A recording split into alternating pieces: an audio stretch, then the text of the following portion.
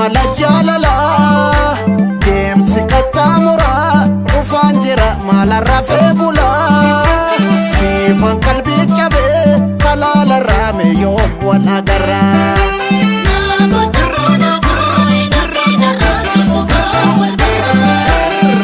imala jaalala deemsi qaxxaamuraa dhufaan jira maala rafee bulaa siifan qalbii cabee halaala raame yoom wal agarraa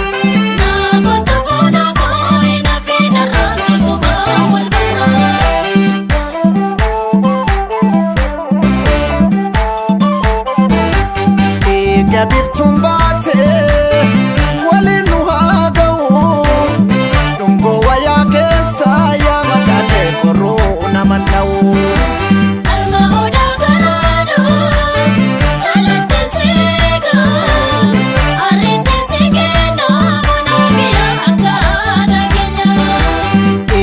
biftun baate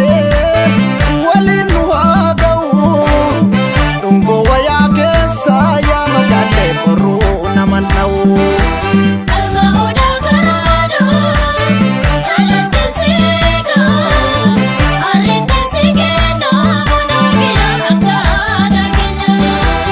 eessa jedheen dhufaa biyya na barsiisi luuccaa rifeensa keessa na boraasiisi siifan manaa bahee mogoleen na laafe karaa yoo fagaatellee yooman sirraa hafe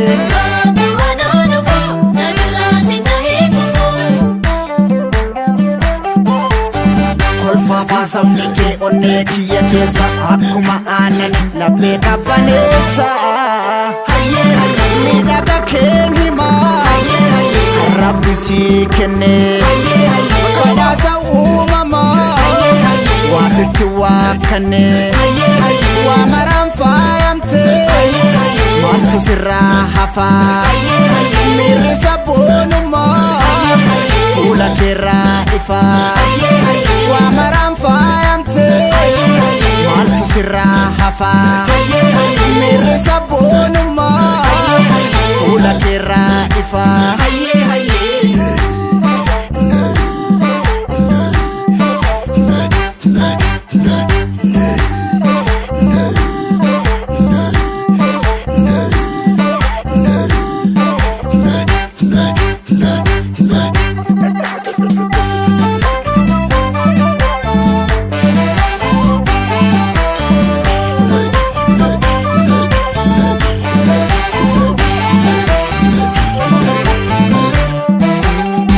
imala jaalala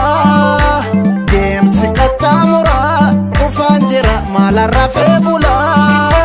siifan qalbii cabee halaala raame yoom wal agarraa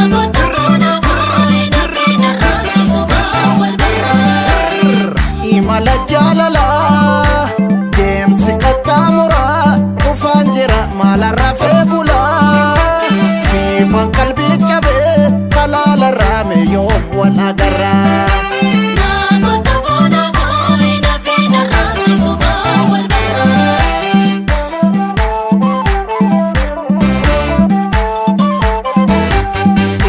biftun baate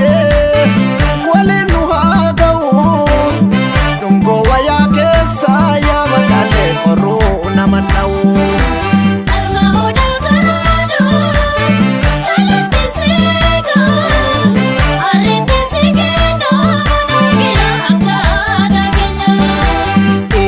biftun baate waliin nu haa ga'u dhungoo wayaa keessa yaa madaalee qorruu nama dha'u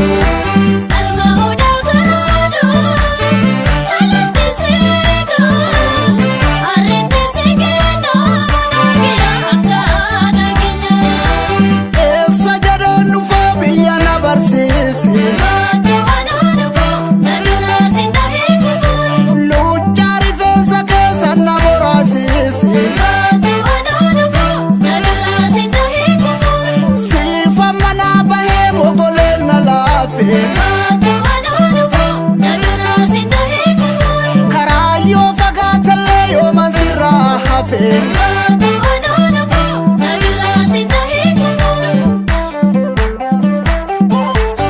Kolfaa sabni kee onnee kiyya keessa akkuma aannan laphee qabbaneessa. Miidhaga keenyimaa Rabbi sii kenne badhaasa uumamaa waasitti waakkane waa maraan faayamtee maaltu sirraa hafaa miirri sabboonummaa fuula keerraa ifaa.